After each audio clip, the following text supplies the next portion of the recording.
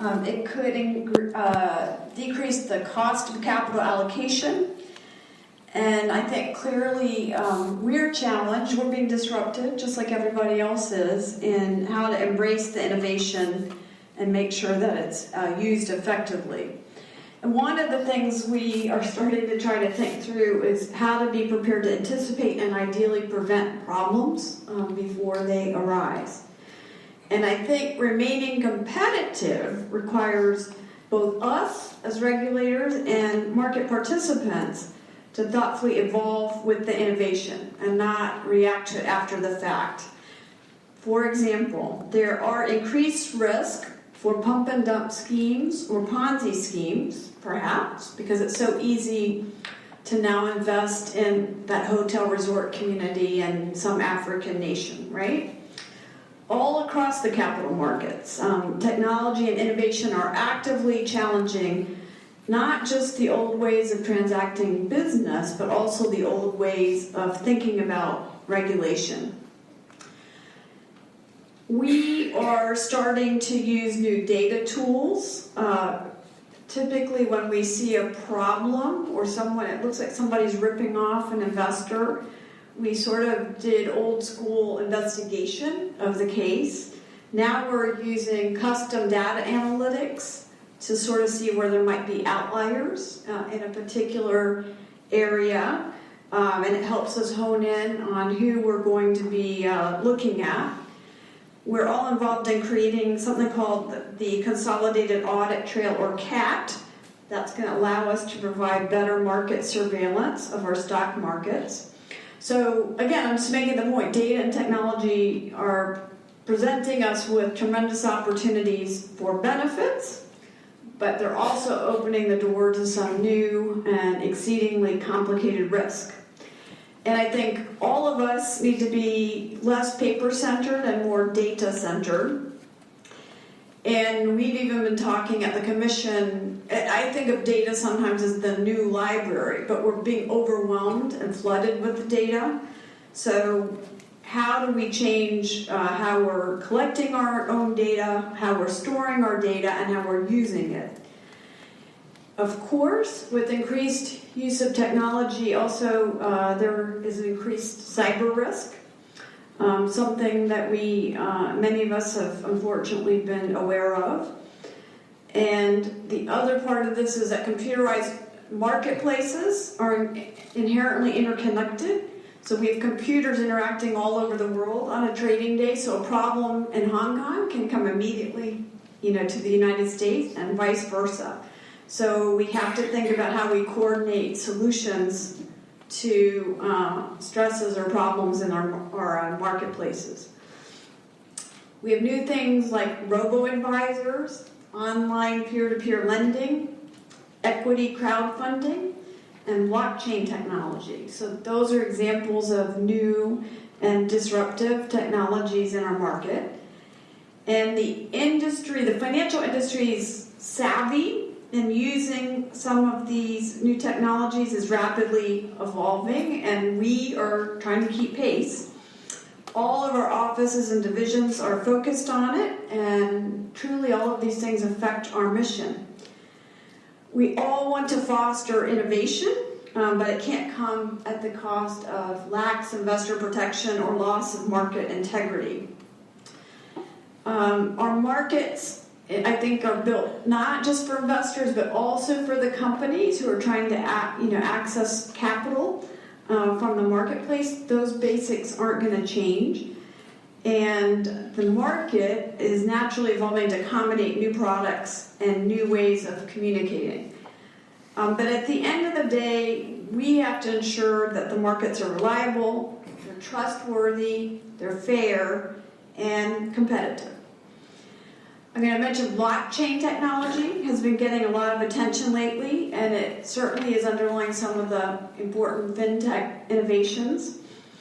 And as we all look at these innovations, we need to constantly question, can it be used to enhance the quality of our markets and investor protection?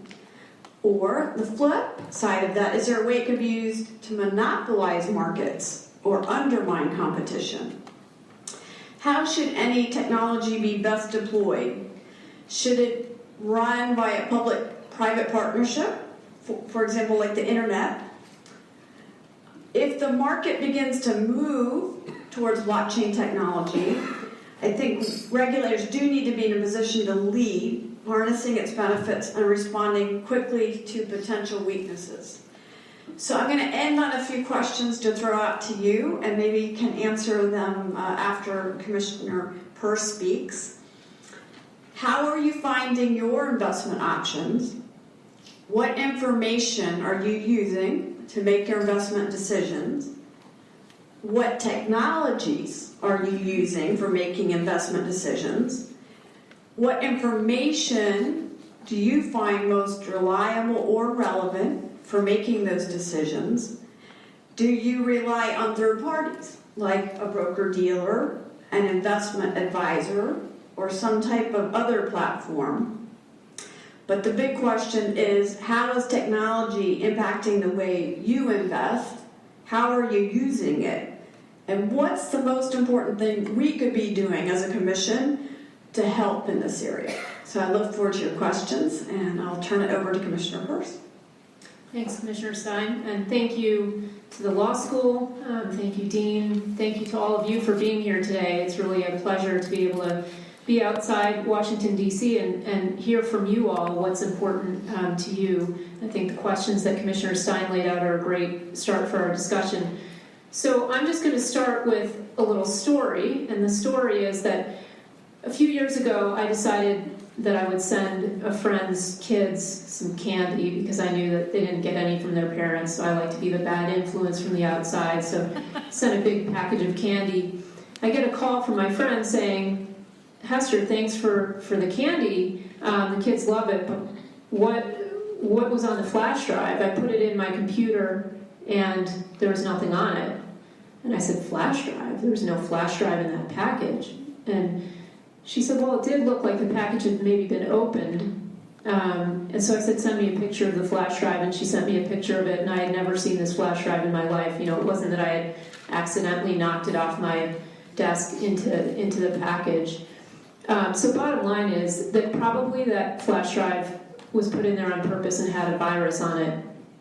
And I think what this story illustrates is that people are very clever in the ways they try to get at your personal information, and you have to be vigilant. And it's you know, even when you are vigilant, you can get into trouble. And so I think some of the things that my colleagues have spoken about today suggest that we have more options than ever. We have more ways than ever to be involved in investing, to learn about investing, to ask the questions that we need to ask before we invest.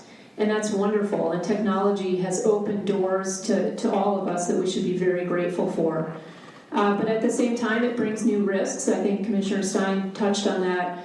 And we have to be aware of those risks. So I'm going to point you to a place that you've already been pointed to today, which is investor.gov, which will give you some ideas about how to protect yourself as you're investing in an online world. And also we'll recommend to you that the Federal Trade Commission, FTC.gov, has some tips on how you can protect your personal information, and it's worth checking that out as well. So as individual investors, we have to ask lots of questions. We also have to take measures to protect ourselves. Companies also are facing increasing cybersecurity threats. And so we, as the SEC, part of what we try to get companies to think about is how they should respond when they run into problems in the cybersecurity world. So we just put out some guidance recently for companies, trying to help them think through how they might disclose that to you, because as an investor, you probably want to know if there's been a big cyber attack on a company in which you're invested. So we also, as an agency, any government agency is vulnerable to cyber attack, and we've had our own problems. We have a filing system, which you've heard mentioned here today, EDGAR it's called, and we had a little problem with EDGAR being attacked, probably a big problem. And the good thing is that we have a chairman who has taken that problem head on and is really working to shore up our own defenses. So I think we're telling you to be careful, but we're also taking our own medicine, and we're looking at ways that we can better protect the information that we have as an agency. And so I urge you all, I'm going to keep my remarks very short because I know we're short on time, but I urge you all to just think about, as you get more involved in investing through online fora, think about how you can protect yourself, and we're going to be doing the same thing at the Commission. So thank you very much, and I think we can take some questions now. Thank you, Commissioner Person. I hope you got a flavor, and I'm going to open it up quickly, for how we think about our jobs in the areas we spoke about. But look, let's hear from you. Reactions to our comments, questions. Let's fire away, please. Yes. Do you think the SEC has any institutional responsibility for the Madoff, the magnitude of the Madoff fraud and impact on investors? Let me repeat the question. The question was, do you think that the SEC has institutional responsibility for the Madoff fraud and the adverse impact on investors' lives ruined? I'm happy to take this on. Let me tell you this. I know that Ponzi scheme, it's a Ponzi scheme.